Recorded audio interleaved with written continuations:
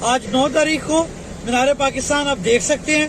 ये वीडियो बनाने का मकसद ये है कि ये जो इस वक्त के गोएबल्स हैं ये झूठ ना बोले, उनके सामने है। आप देख सकते हैं हल्की हल्की बारिश शुरू हो गई है, तो अब कुदरती मामला है कि पार्क किस तरह से खुशक है, साफ है। मीडिया की गाड़ियां भी मौजूद हैं। ऑलरेडी देख सकते हैं कि सारे का सारा पार्क का एरिया जो है वो खुशक है। और इसके ऊपर जो झूठा प्रोपेगेंडा किया गया है वो भी दिखाने के लिए, वो बताने के लिए कि खुदारा इस तरह से ना करें। लेकिन मैं फिर एक अपील करूंगा कि आप कानून और आइन की बात करते हैं तो कानून और आइन को माने, कोरोना वबा से लोगों को बचाएं। अब तो कोर्ट ने भी मना किया हुआ है, जब ये वबा खत्म हो जाएगी तो जलसा खेलिएगा। मैंने पहले भी कहा, इसको भरने के लिए आप 11 पार्टियों की जान पे बनी हुई है। अकेली तहरीक-ए-इंसाफ 4 दफा इस मीनार पाकिस्तान को भर चुकी है।